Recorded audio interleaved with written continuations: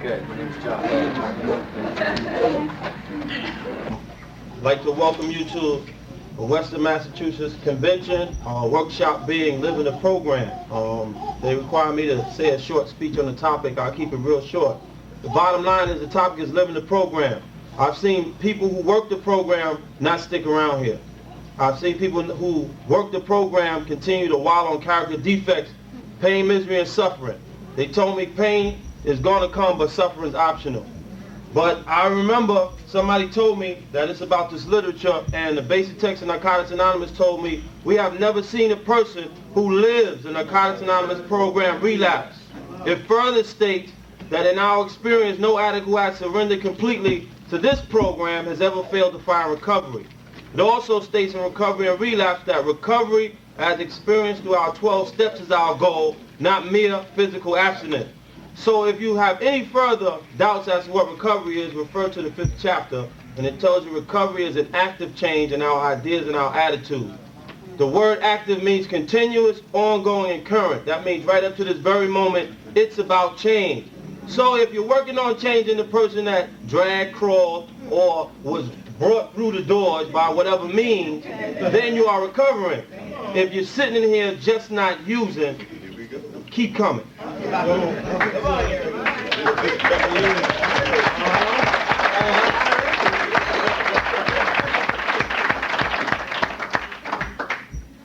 About our speaker briefly, he's someone I had the pleasure of meeting and hearing several times. He's someone that I know personally. He's a friend of mine. As a matter of fact, they say that the people in NA that you don't know are friends you haven't met yet. So anybody in here that I don't know, you got a friend from New York named Eric sitting up here, all right? And the bottom line is the speaker is what they call an example of the power of Narcotics Anonymous, simply by the changes that have occurred in his life from the time he's gotten here. I don't go home and sleep with him. I don't live with him. So I don't know what he does outside my eyesight, but from what I'm able to observe, from what I'm able to see and sense, because they told me game recognized game. I've seen some gamers in here. You know, they say it has to come from a heart to touch a heart. And the man has touched not only my heart, but the hearts of many, as evidenced by the amount of people coming into this room, not just to hear him, but to hear more about living the program. So with no further ado, I'll give you Ernie H. from New York.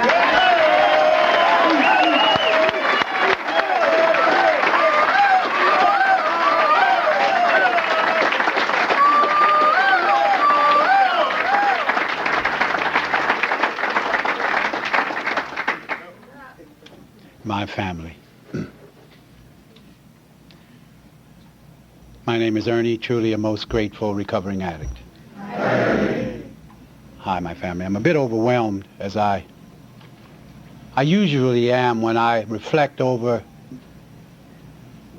the events that have transpired in my life, and then I'm caught up in the moment, in reflection, and it tells me that truly God has kept his arms about me, even in my denial of the existence of a God, even when I threatened and cursed this God, that I could be in my 60th year, speaking for the 4th time this year in a convention of recovering addicts, and to crown this year to speak on a topic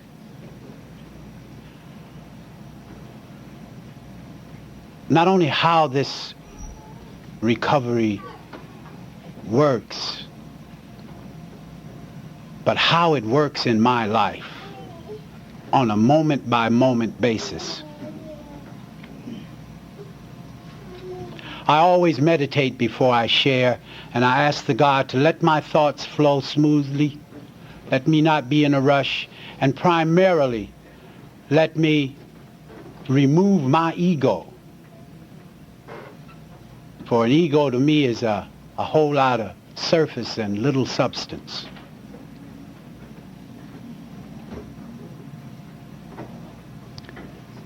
First, I want to thank the God of my understanding for me, the most beneficent and merciful Allah.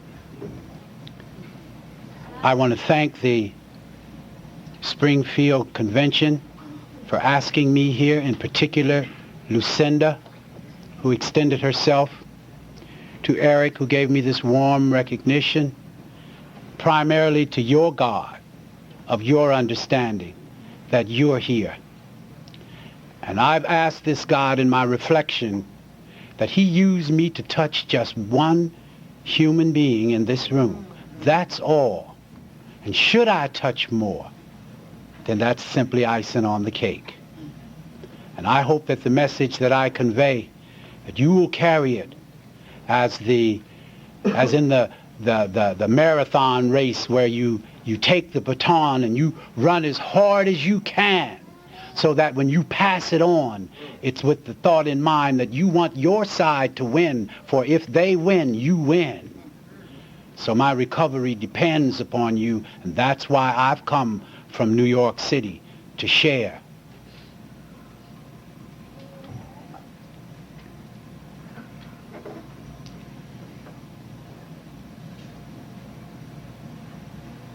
This is not an old man's disease that I'm going to speak about.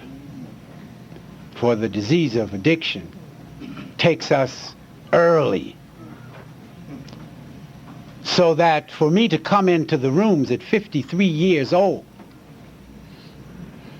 on a run that was deliberate in its intent to destroy me and yet not die, to have survived a run that when I look back, I followed many to the top of the hill and watched with tears and anguish as they were buried, or heard them being buried in some cell, in some prison, or seeing them lost in the streets of New York and in the tunnels. And yet I continued to survive, cursing God at every step of the way, being a classic example of the racist. I internalized hatred for others, so that I always had it as a convenient excuse to say, it's white folks' fault. And when that didn't hold water too well, it's black folks' fault. But it certainly was not my fault. I was simply the victim who was victimized. Though I've come to see I volunteered to be first in line. But to have survived that and to be here is the miracle that I live on a daily basis, is a miracle that keeps it humble for me, is a miracle that for me to appreciate it in its depth, I must share it. I must carry the message, as the 12th step says. I must pass it on, for that is the only way I'm ensured of keeping it. What was this that I've dealt with in 40 years of active addiction? I like to believe that it wasn't drugs. I've come to see that it's the symptom. I've come to see that it wasn't about my use and abuse of heroin.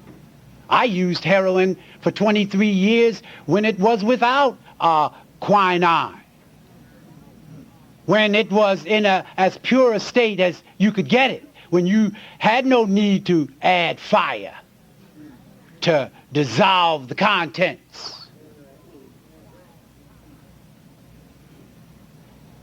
And my choice was to overdose. For if I could overdose, I knew I had gotten good quality. But as we all know, an overdose is that distance from death. Your blood pressure drops, your pulse goes haywire, your respiration gets shallow, your body temperature falls. And I said, that's good shit.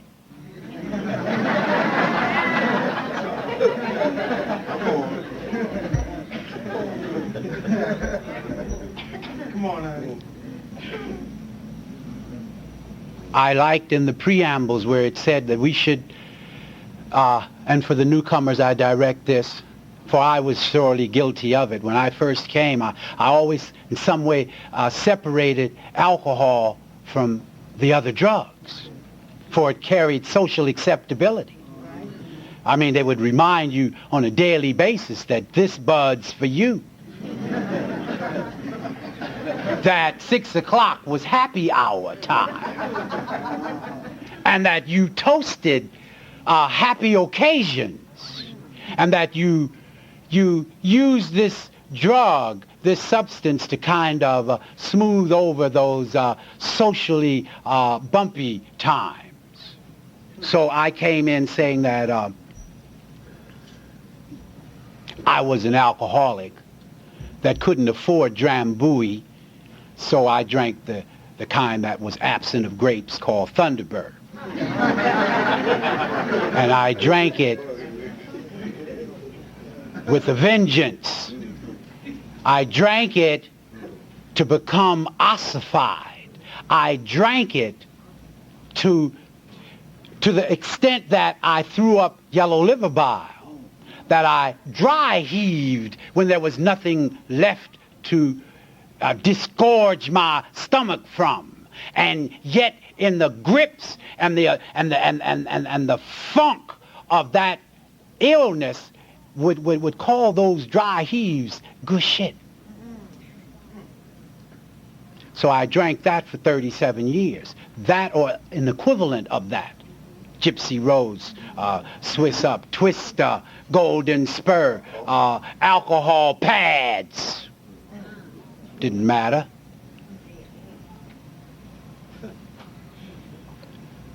Used crack cocaine at 53 years old. And I'm skipping over a lot of these drugs because I want to get back to that force that drove me to this so that I can speak on this topic this afternoon. Picked up crack cocaine at 53. You would have thought that having endured 37 years of alcoholism in its funk, in the cheap wine,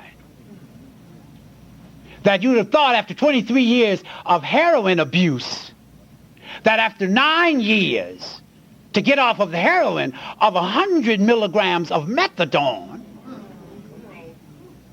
that having smoked the African black gunji, the Panamanian red, and the Chicago light green, and interspersed every now and then with a little oregano,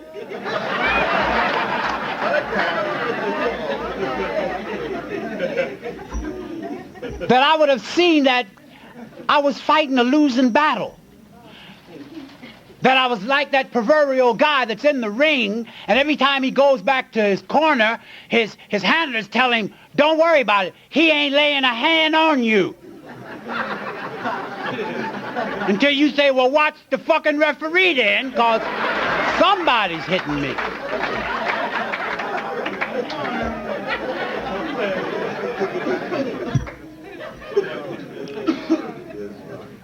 But I picked up crack cocaine as I did all my drugs, for I was looking for that substance that could take me outside of myself. Why did I want to get outside of myself? I didn't like me. In fact, that's conservative. I loathed me. I despised me. I held me in utter contempt. I put myself, my body, in places with people doing things that the Geneva Conventions will not allow you to do to a prisoner of war, which the state penal will not allow you to do to the inmate, be he violent and has attacked the warden. You don't do. but I was godless. I had no God. I was this guy that read the New York Times. I liked to browse through the encyclopedia. I like to check the price of pork bellies every now and then in the financial columns. I like to give this image that I knew what could solve the problems that face the world. But I had no faith that I could make it till sundown in my own life.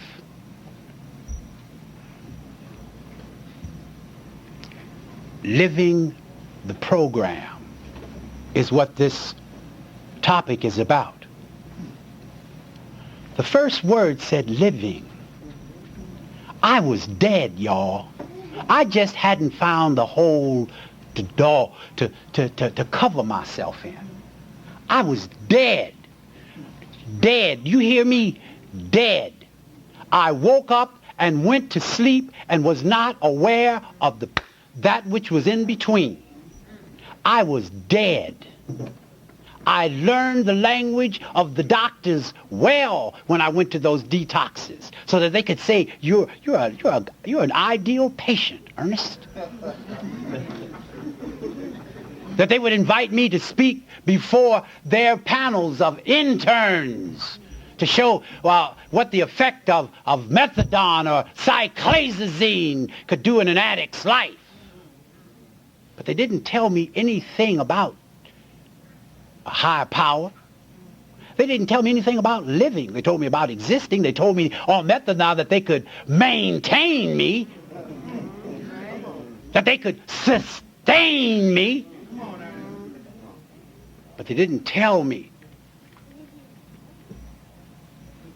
that there was a thing called quality of life,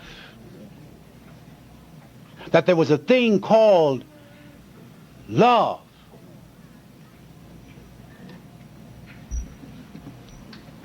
I want to be deliberate with my words, and yet I don't want to be choosy. But I'm trying to talk to one person in this room, and it might be me.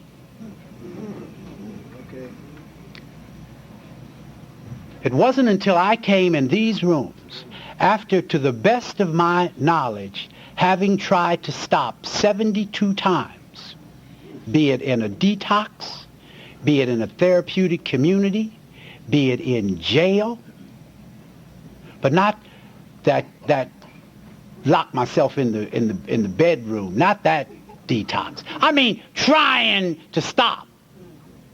And nothing worked. Nothing worked until I arrived at these rooms, 53 years old, smoking crack, crazier than a loony bug. The drowning man will grab a straw if it's floating. So that I had heard up in Harlem that if you make this men's meeting, Ernie, somebody in there on this Wednesday in February might be able to tell you how to stop smoking crack. I still wanted to smoke them woolies. I like that Buddha.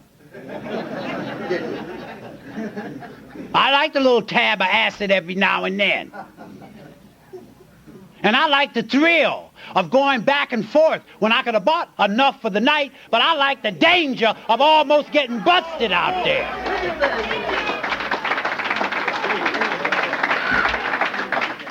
But this crack had me like, wait a minute.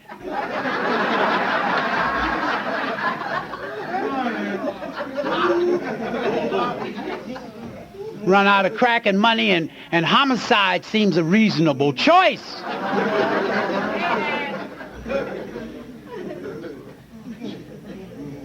And like I said as I started, this is not a young man's disease. And to be 53, cold in winter, with dirt encrusted peeling off your ankles, no place to lay your head, lived in the Harlem Y for 6 years in the same room, y'all. one of these people that always took more in with them than they took out when they left, so you know what that room looked like in 6 years. In pain. But they say pain is a motivator. Told me that pain will prepare you for the possibility of a higher power. That pain will make you receptive to suggestions. Well, I was ready to listen. I was tired of saying it was white folks' fault. I was tired of saying it's the city's fault, the government's fault, the mailman if he was late with my check. I was tired of saying it's black folks' fault, brown and yellow. It's the dog's fault.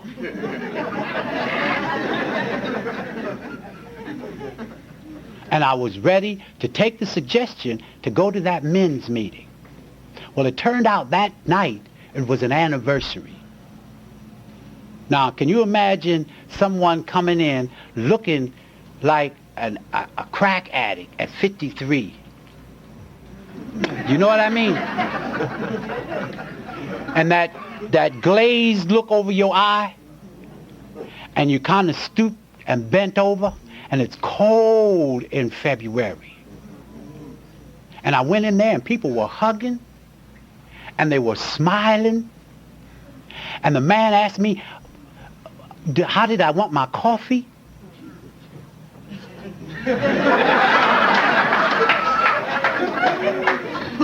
And they had flowers, and there wasn't a funeral. And people were saying good things about each other. And these were addicts. And though it was a men's meeting, almost half were women that were there celebrating with these men. And I knew, I didn't know what, but I knew I had found that which I didn't know existed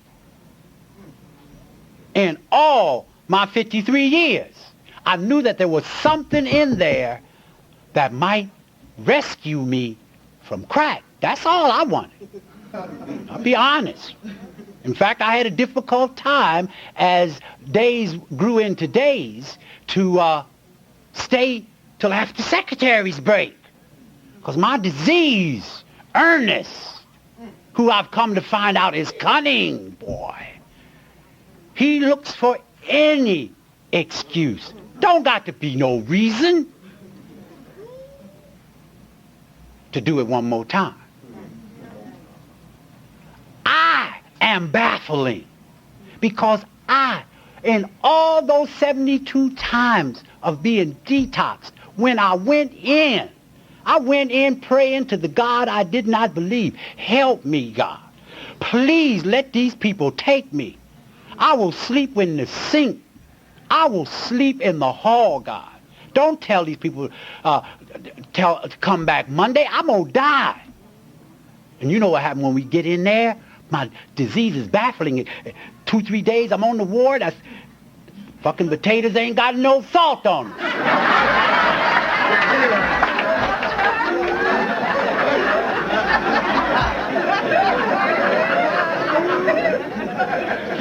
Baffling.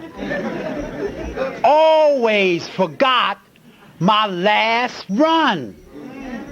The one that was the most intense because it's a disease of progression. It always got worse. Never stayed where it was. But my disease, Ernest, always said, you can do it a different way, man. It won't be the same. Drink. Cutty sock.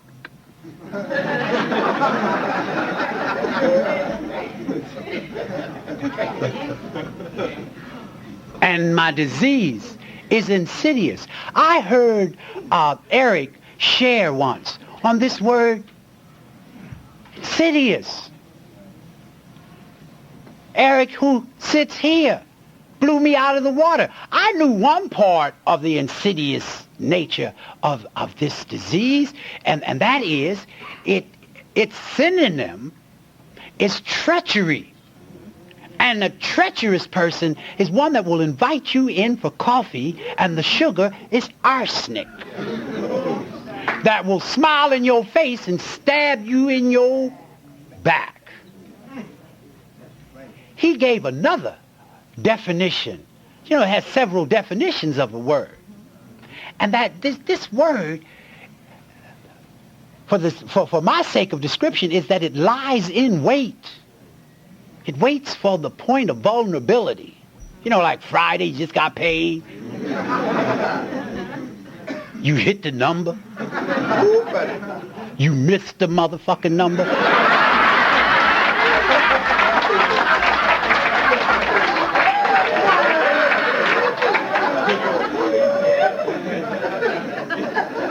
Insidious. Well, I didn't know any of that when I came in the rooms. No doctor, no group therapy session, no one-on-one. I used to sit in front of the therapist and wonder who was the doctor. Who was treating who?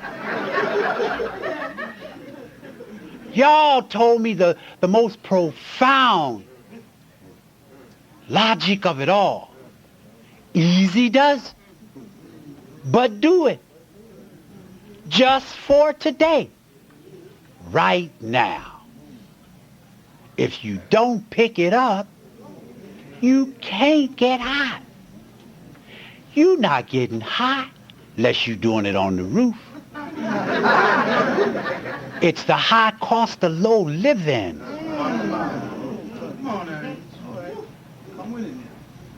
As I began to hear these things, I didn't hear all that Wednesday, cold in February in '88. But I heard it as I kept coming back. I saw a God whom I denied in the faces of the people in the rooms. The last person on the planet that I would have thought would have been of help to me would have been the addict. For if you were an addict like me, then I stole your shit and helped you look for it. I tried to switch cookers on you, let you use the water.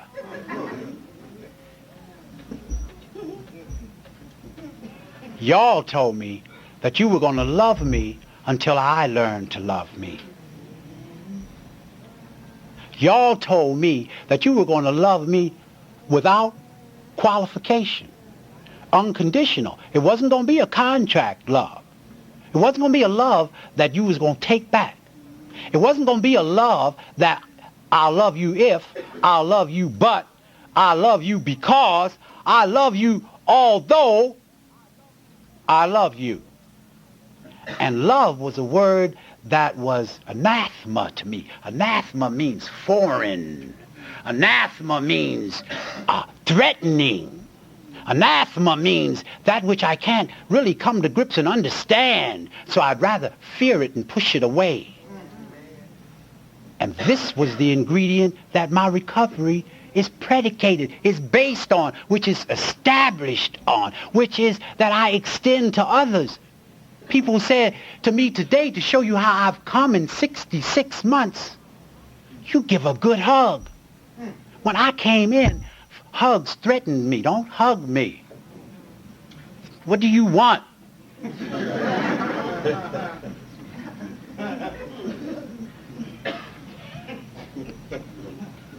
Living the program.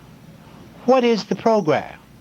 I was told that if you go there, Ernie, you making that NA meeting, man, them suckers will brainwash you. You want to be brainwashed? Yes. Please wash my brain.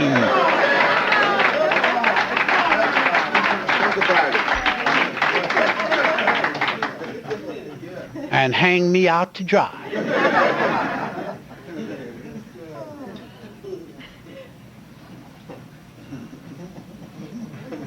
The 12 principles of Narcotics Anonymous. You know, I closed being blessed. Not that others couldn't have shared even much more insightfully than I, but I was blessed and chosen to be the one to close the spiritual meeting at the New York Convention.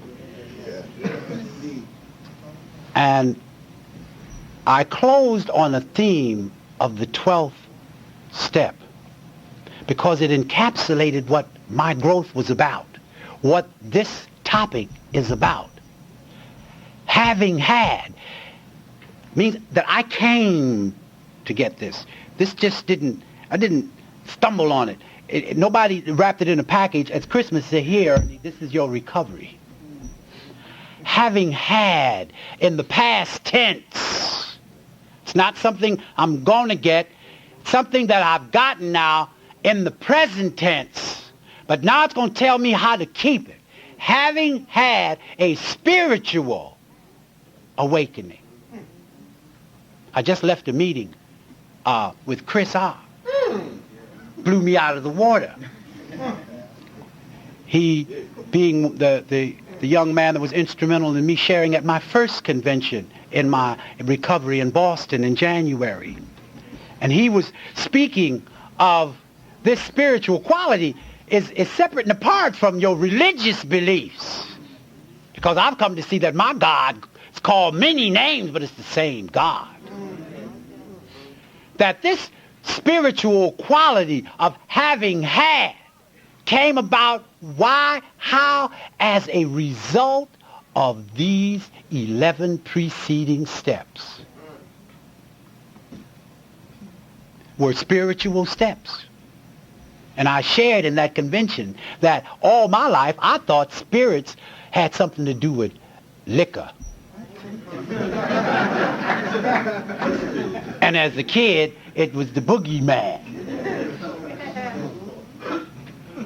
Or somebody gonna sprinkle some goofer dust and it's got something to do with voodoo.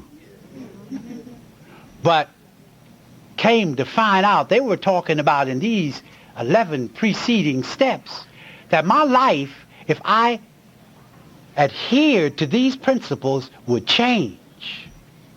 That an old dog learns new tricks well. That it's the essence of my recovery that I must change. And that I've come to find out that the change is not difficult. I change all the time.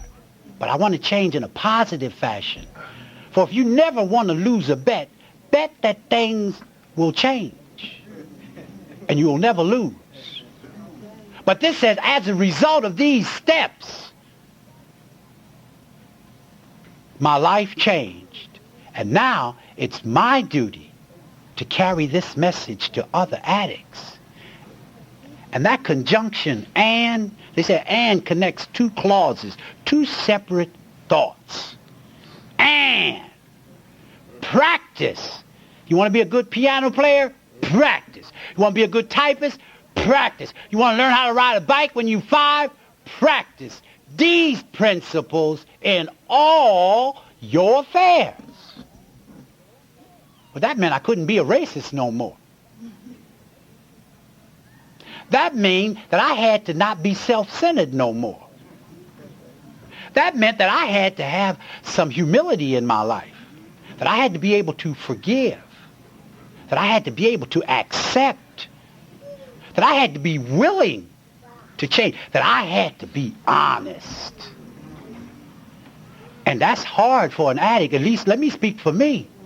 I mean, I was so dishonest, I believed my lies.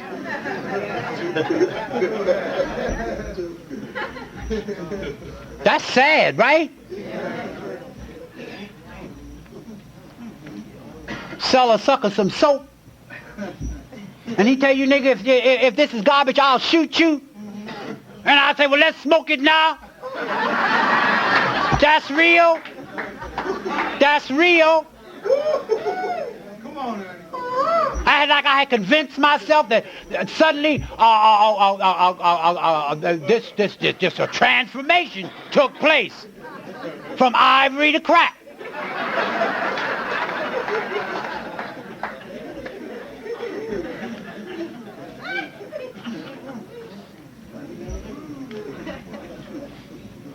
for the newcomers that are in this room here. You may say, what is this old man running on about? It sounds a bit disconnected. Where is he going to? What's the essence of his remarks? What is he talking about? To put it in a word, I'm talking about freedom. I'm talking about that quality that Chris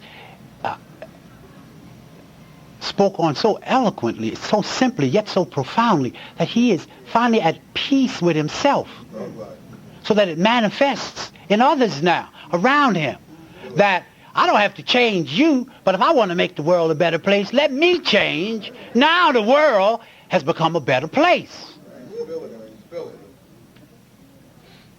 And I began to see in increments, because my disease is tenacious. Boy, that motherfucker did not want to let me go. I was familiar with insanity. I mean, normalcy threatened me. I didn't want to let go. So with increments, I would come back to the meetings and stay a little longer each meeting. I would stay 10 minutes after the secretary's break. 15 minutes. 20 minutes after the secretary's break, and then have a relapse and go back to 10 minutes.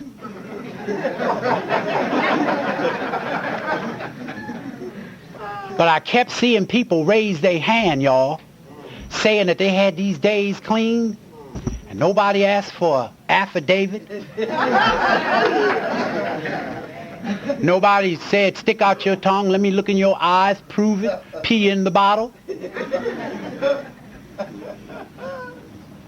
And as they did me, and I've done others, hug someone, and for some reason, my nose stopped smelling when I hug a newcomer. I don't smell the funk. How you like that? And I give hugs that get all down in the shoulder and in the ear and shit. Unconditional. That my soul bleeds for me to give it back. That if I can touch someone like I was touched, to let them know that no matter where your addiction has taken you, to the pits, to the funk, to the muck, to the mire, to the scum, to the shit, to the where you can't smell your own body waste. There's another way. That's free. I don't want to throw hot water on the birds in the morning. I want to feed the pigeons now. I don't want to paint the windows black, put the pillow on my head so I don't see dawn come. I anticipate dawn coming. I don't go to bed saying there wasn't enough time today. Putting something in the drawer for tomorrow. And tomorrow always coming 1 minute after midnight.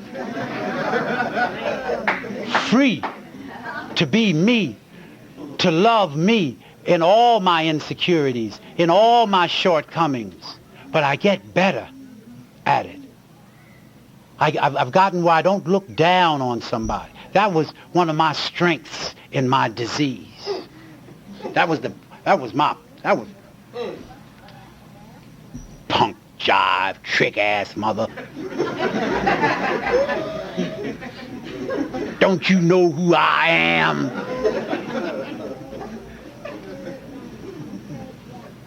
And have come to see where without you there is no me. That without these 12 steps and traditions, there would not be an afternoon that I could be here speaking on this topic. It would be a total impossibility. I couldn't speak 5 minutes on it unless it was in my lifestyle. The way that I walk the walk. Even when it falls short a bit, I knew my intent. So I've become colorblind. That's not a cliche. I see color. so that I don't look at you hypocritically, but critically in the fashion of, do I have something I might offer?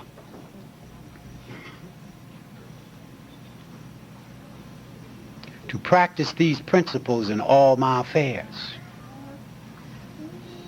Yesterday,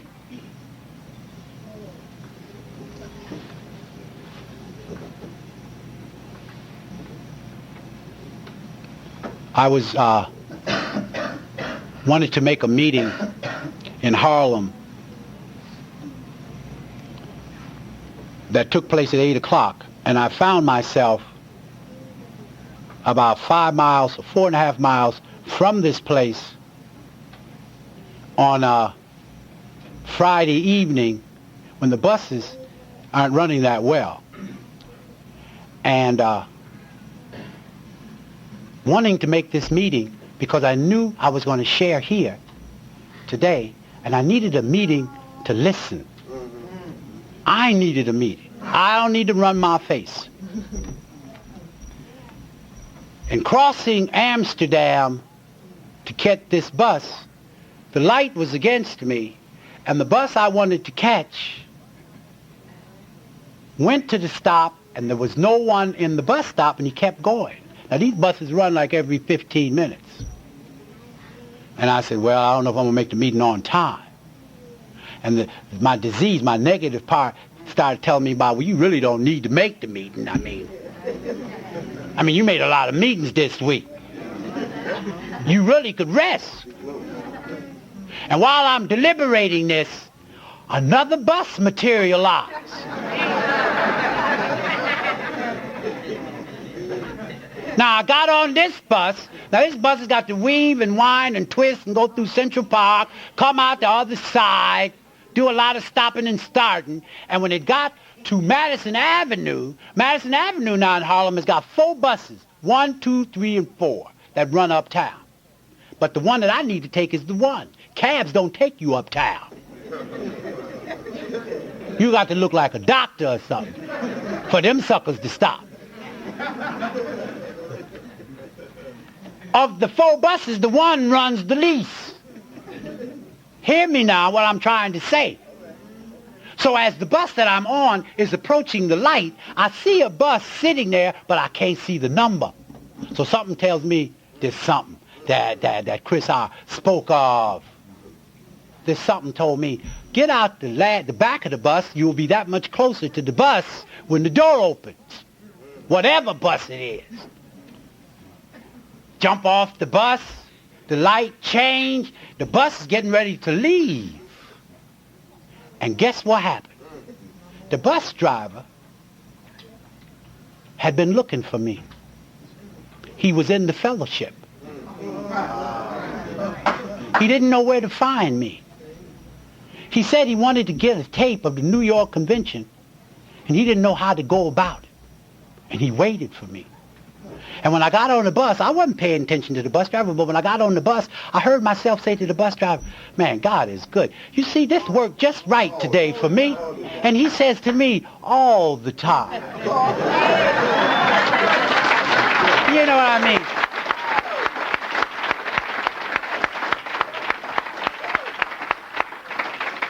Where I started from, thinking I couldn't make the meeting, thinking that if I did make it, I was going to be late, I got there 5 minutes early. How you like that? Now, this is from an addict. Ta-da-da.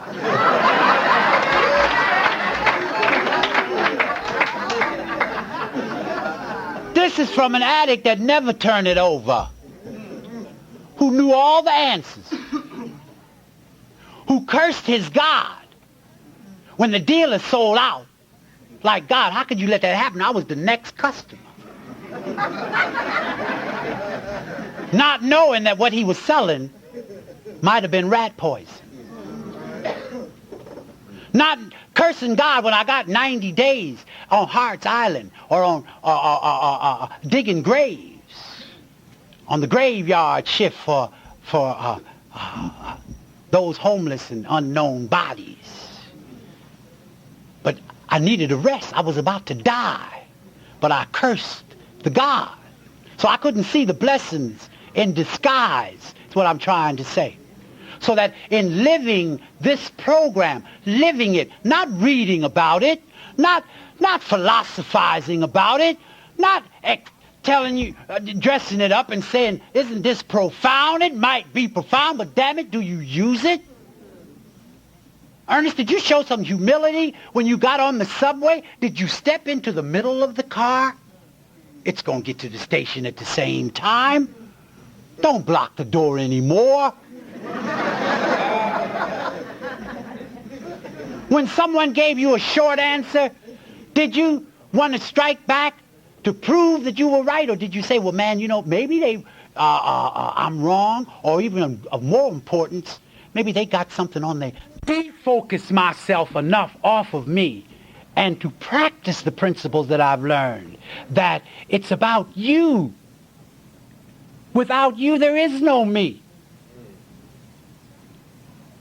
That's the ties that bind me together, not me. My ties put me in a straitjacket.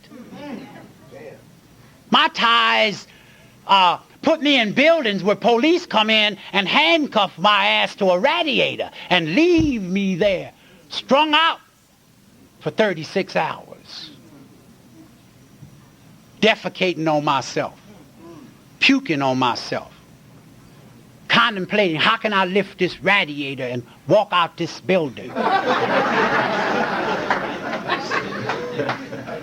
Seeing this policeman come back a day and a half later and look at him as though he were the prodigal son, the second coming of Jesus. That man looked that good to me, that I could have come that distance and be here to carry a message of hope. You know, hope is an action verb. Check it out in your dictionary. It's not, I'm not idly hoping. You know, if I hope I'm going to get a check, boy, I'm going to be short some of these weeks. I go out there and put the footwork in. That's my hope. I practice the principles in all my affairs. Best I can. Tomorrow I may do better. I'm not the man I want to be, but like I've often heard it shared, well, Ernie, you ain't the man you used to be. Day at a time, newcomers. I like to, you know, one day I was at a computer screen, so it doesn't sound like some of this that I share is my revelations. God anointed me with this wisdom. I'm at the computer screen. We had this program. I work in an organization that deals with subjects from around the world. So different parts of the world are in different time zones. So the screen came up on the screen was the Earth, but since it's round and on a flat surface, it had the sun going like this around, and it had all the Earth you could see and the time zones. And I noticed that Hong Kong, China was the same time as New York City, but it was 12 hours later. So that right now, give or take a few minutes, it's 5:30 p.m. Saturday, July the 24th. But if you pick up the telephone right now and call Hong Kong, China, ask the operator what time it is, she will tell you it's 5:30 a.m. Sunday, July the 25th. So that you're talking to her tomorrow, she's answering you yesterday, but the conversation is taking place now. And I said, oh my God, that's what they mean, keep it in the now. That's the liar tomorrow. That's the liar yesterday. One's gone and the other one ain't never got here.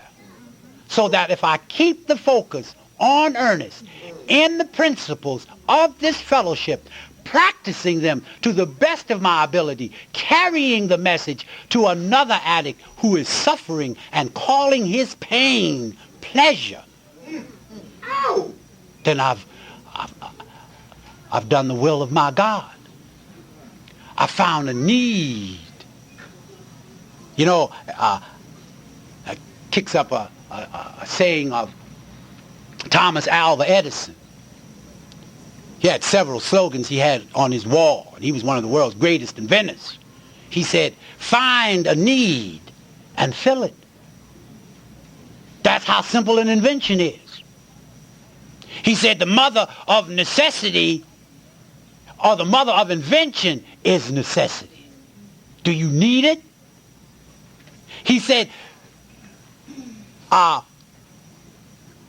conceive it, believe it, you achieve it.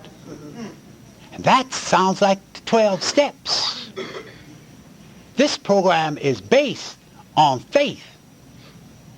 Told me when fear knocks at the door, let your faith open it and you'll find but a shadow.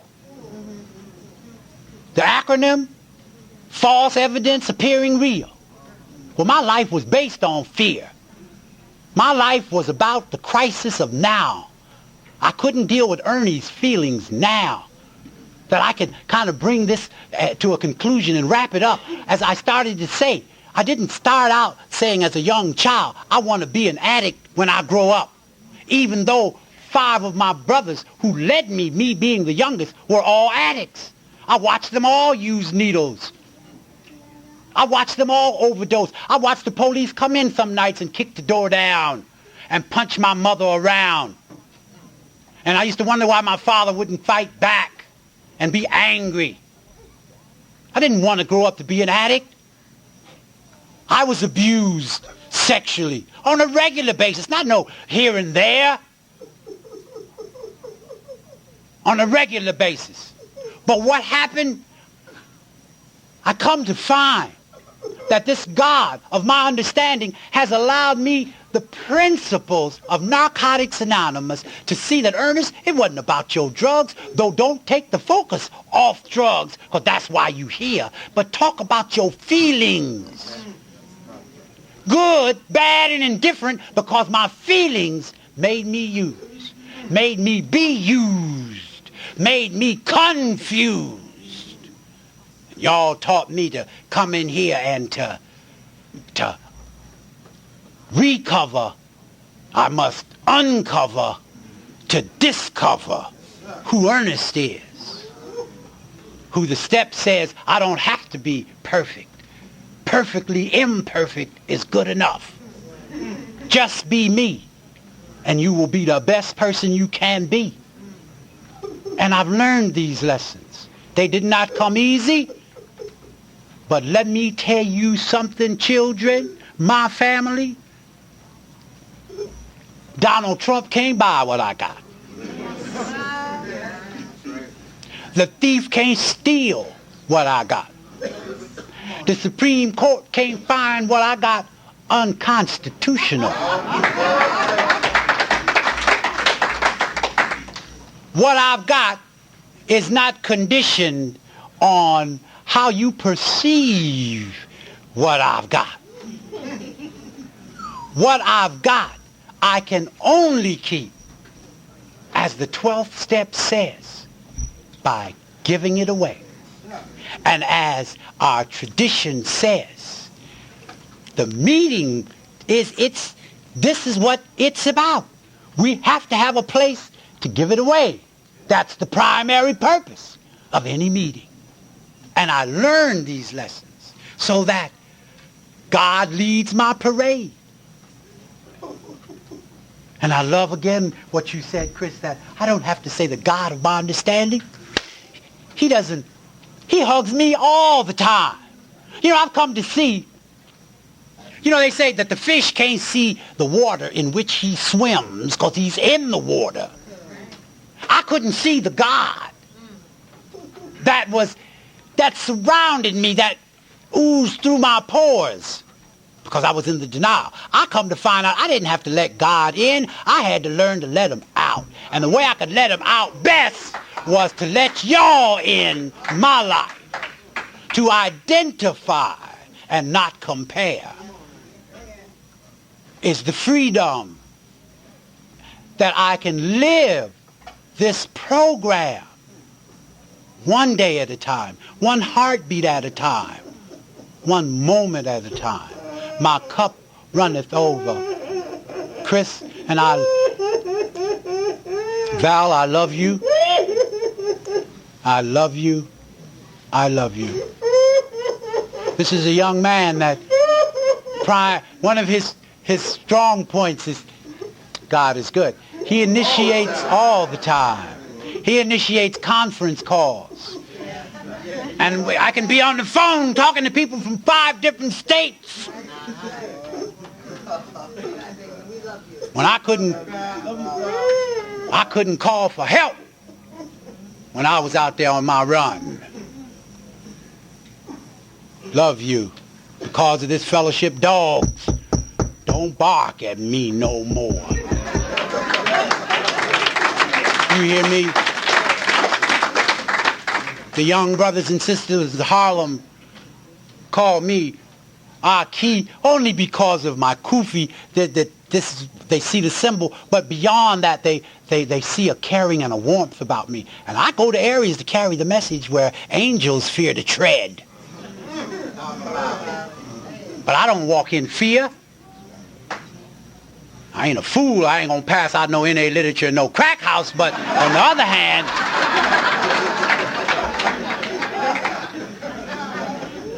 I practice these principles.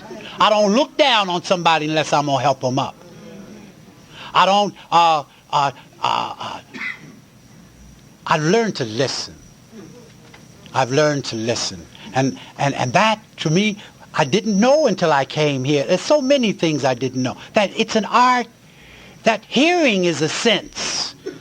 I'm born to hear, but when I heard, I knew your question before you finished it. I knew the answer when I couldn't stop my disease of active addiction. So that I'm a living example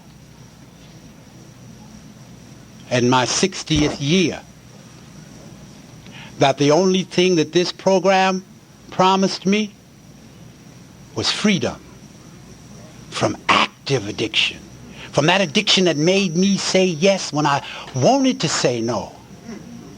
That disease that made me do those things that were so horrendous that I might only share with my sponsor or even to God.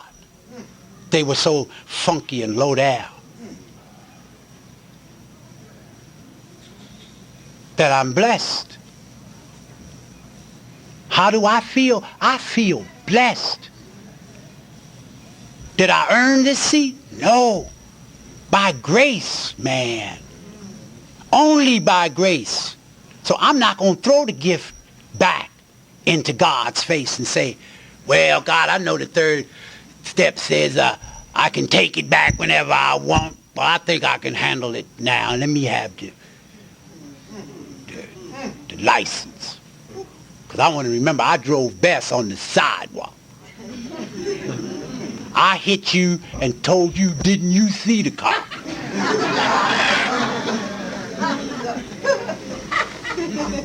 So I don't no longer have to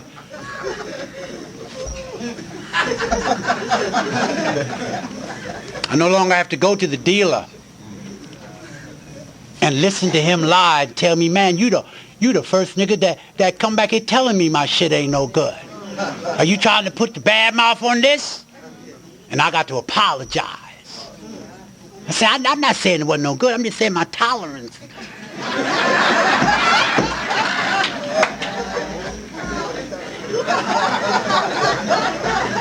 Talking about freedom. Freedom to wake up with money left over from last night. Freedom to know who is this in the bed.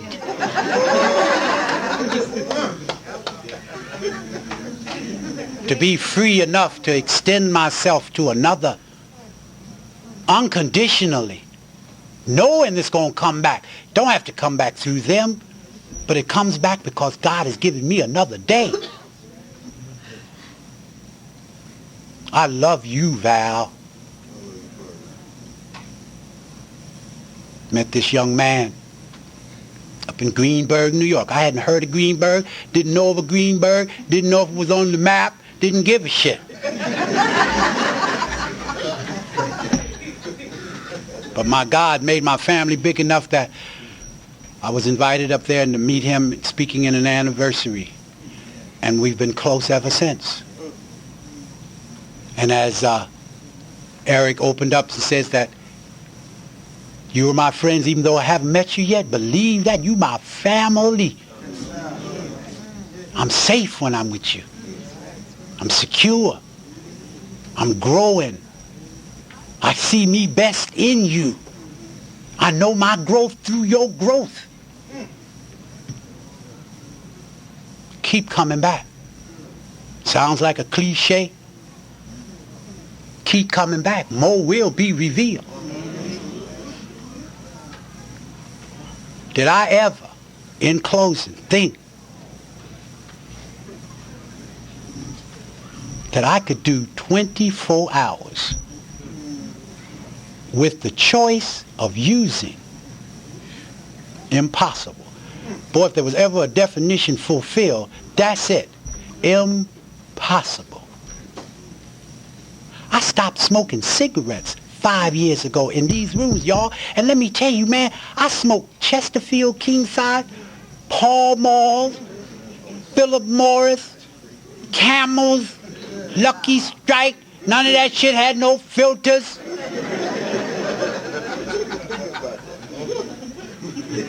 And when y'all told me to practice these principles in all my affairs, talk about it, I stopped smoking in here telling y'all I got 2 days off. God damn it, I want a cigarette. 3 days. I got 3 days off and I want a cigarette. I was dreaming about cigarettes last night. They say, but you didn't lose your clean time. If you got a relationship problem, talk about it. It'll drive you as it did me to drink and drug. That's the freedom. I might not have quoted the basic text in its eloquence, covered all 12 steps and traditions, but for me, man, what I've incorporated works, and I still read the basic text. In fact, I keep my basic text in the toilet when I'm on the throne. And I'm looking at the wall and some toilet paper. That ain't enough. I got to read something. And you'd be surprised what God will have me do when I just open it up. Just open it up. And like that bus driver, I was looking for you and I see what I need to read. That ain't magic to me. That's a God-given gift.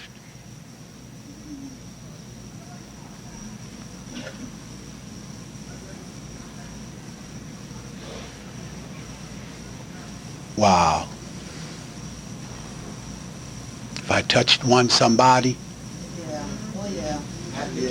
that's the key.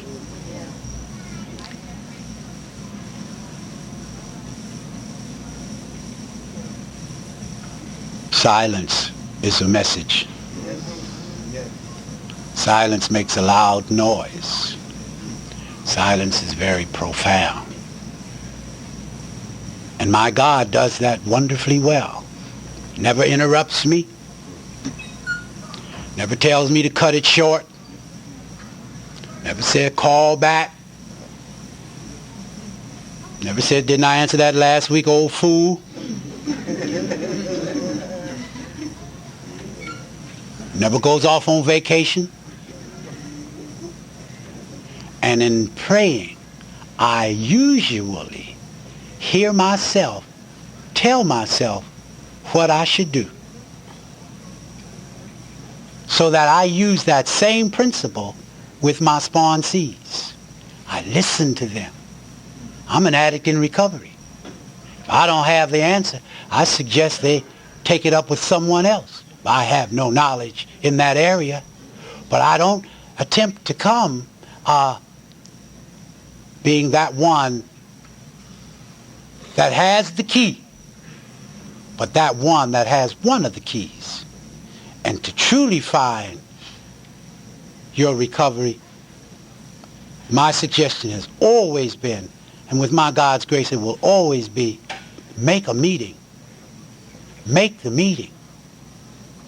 When that other side that Chris spoke of, Lord, Chris, you're so powerful this afternoon. When he said that other side that keeps telling you you don't need to make that meeting. Run to that meeting. That one you maybe want to go to, you might be able to negotiate that one. But that one that tell you you don't need to, them people full of shit, they're going to read them same dumb cards all over again. The same people going to holler the same insanity. That's all right, because you may hear it this time when you didn't hear it the last. It's a repetitious program, and thank God it's repetitious. Less I couldn't have got it. I'd have still thought I was the great I am.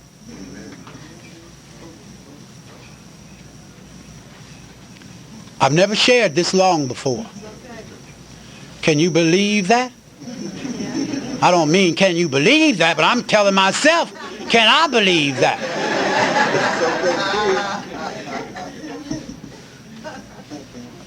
I will have shared an hour and a half in 6 minutes.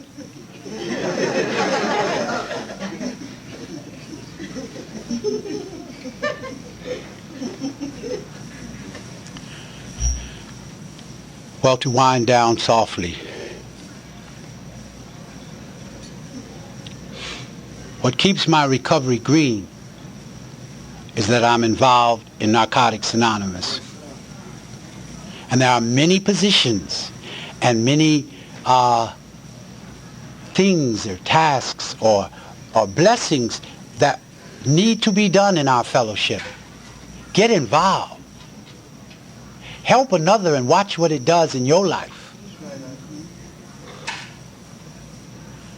Tend to those who whose flame is flickering and almost extinguished. For you see, if someone had not told this old man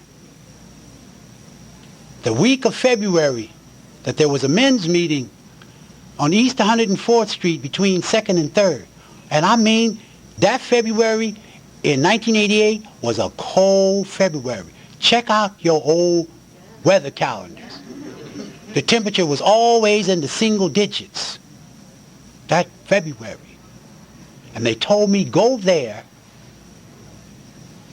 and I think you'll be able to stop smoking crack. You might be that one to tell another. For as it was given to me, I give it to you, and you can pass it on. If I were to take a dollar bill and give it to this gentleman, and he gave me in lieu of that dollar a candy bar, then he takes the dollar and gives it to the lady, and she gives him a pencil, and then she takes the dollar and gives it and on down till it gets over here, past 10 people. That $1 bought 10 $1 articles. It's the same dollar with the same serial number on it. What I'm trying to say is, it's because it was passed on. If it had come back to me, it would have died. I'd have got the candy bar, he'd have sold it, and that's the end. Mike got his stomachache. Do you hear what I'm trying to say? We must pass it on, for in passing it on ensures that I keep it. That's why I've incorporated not my words. I heard these words. It's because I say them so frequently that people have picked up on it. But this is, again, my flavor. God is good all the time. My name is Ernie. Thanks for letting me share.